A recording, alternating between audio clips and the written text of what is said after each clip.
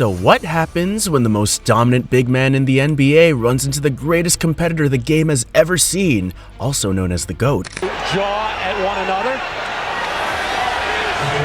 As there's been some hard hitting. May 27th, 1996, a date that Shaquille O'Neal would never forget. This wasn't just a game. This was Michael Jordan's revenge, his statement, his warning. Pippen, Kukoc, and Bushler. Michael Jordan makes it. Because on that day, inside a packed Amway Arena in Orlando, Florida, Michael Jordan didn't just beat Shaq, he destroyed him. And the craziest part, Shaq had no idea it was coming. After they trail most of the way, Michael Jordan. Let's break down the game that reminded the world why MJ was still the king. It was Game 4 of the 1996 Eastern Conference Finals. The Chicago Bulls were already up 3-0 in the series against the Orlando Magic. But this wasn't any ordinary sweep in the making. You see, just 1 year earlier, Shaquille O'Neal and Penny Hardaway had humiliated Michael Jordan in the playoffs. That series exposed a rusty MJ, fresh off the baseball field and still finding his rhythm. Over the ball, I lost the ball, we lost the game. It was not the characteristics of my game. Orlando had knocked the Bulls out in 6 games on Jordan's home court. That loss stung, not just for MJ, but for the entire Bulls organization. They took it personally. All year long, Chicago had circled Orlando on the calendar. This wasn't just another series, it was the ultimate payback. Phil Jackson knew it, Scottie Pippen knew it, hell, even Dennis Rodman in all of his chaos knew this was the one they had to win.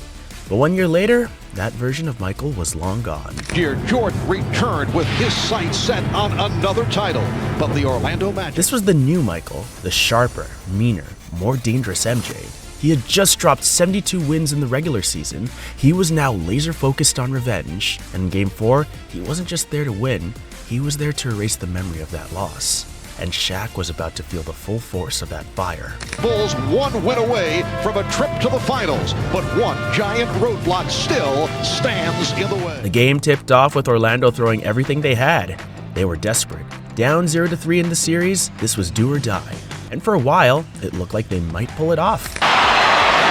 The steal by Scott.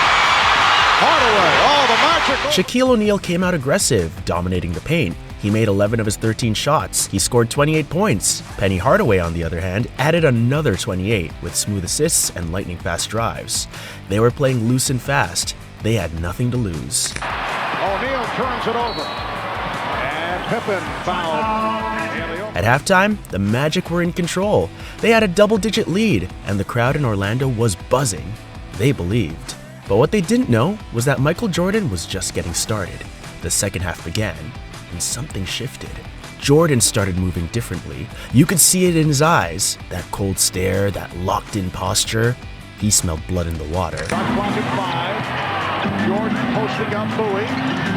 And continues. Every time Orlando tried to slow him down, he found a way to score. Mid-range fadeaways, baseline drives, steals turned into fast breaks, you name it. And suddenly, those comfortable Orlando leads started to melt away. Jordan wasn't just scoring, he was dissecting them piece by piece, possession by possession. And here's the crazy part. He didn't even need to shoot any threes. MJ only attempted 1 from beyond the arc that night. It wasn't about flash, it was about control. Rodman has been saying, well, O'Neal will be a great player someday. Nice move. By the end of the third quarter, the Bulls had come back, and then they never took their foot off the gas.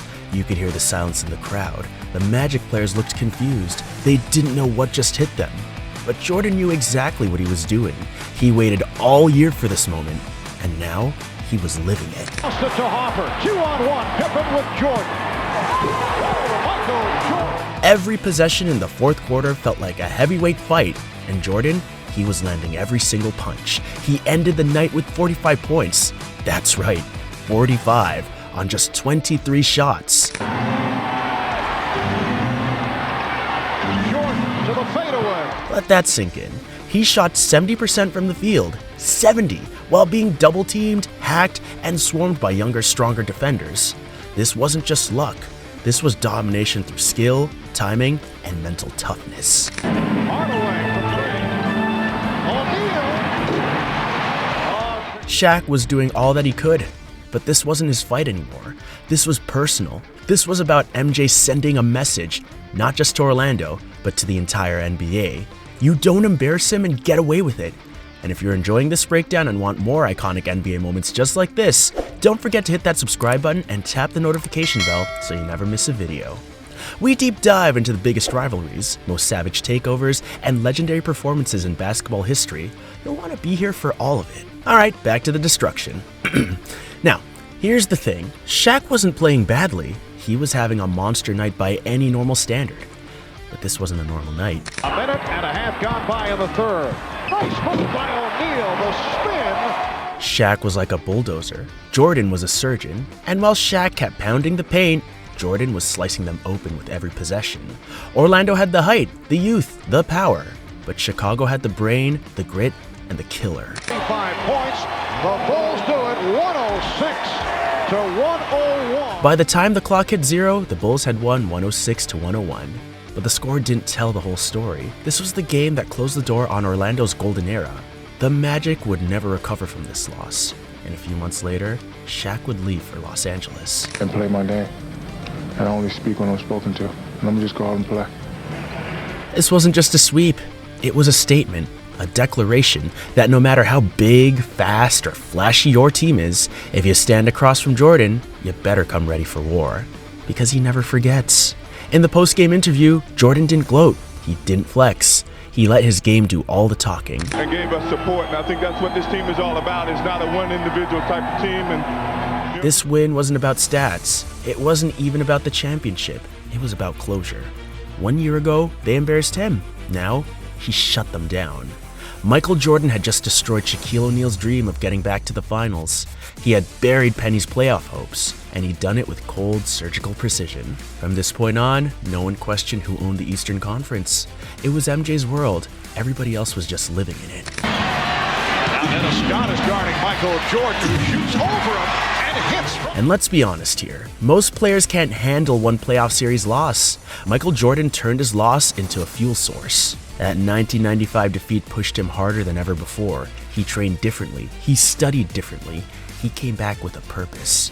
And when the Bulls won 72 games that season, people said it was the best NBA team in history. But Jordan, he wasn't satisfied. He didn't just want the title. He wanted to crush the ones who doubted him, the ones who beat him, the ones who laughed while he walked off the court 1 year earlier. That's why this game, Game 4, is so important. It's not just about 45 points. It's not just about sweeping Orlando. It's about the mindset, the obsession, the fire that made Michael Jordan the GOAT. You give him a reason, and he gives you a storm. May 27th, 1996, the day MJ reminded the world who the real alpha was. Shaq may have been younger, bigger, and louder, but Jordan was better, smarter, colder. He wasn't there to compete. He was there to end you. And that day, he ended Shaq's run in the East for good. So, the next time someone tells you Shaq was unstoppable, just remind them of the day Michael Jordan destroyed them. And before you go, let me ask you this. Do you think anyone in today's NBA could do to Shaq what Jordan did to him that day? Or was that kind of dominance just a once-in-a-lifetime kind of thing? Let us know in the comments below, and we'll catch you in the next one.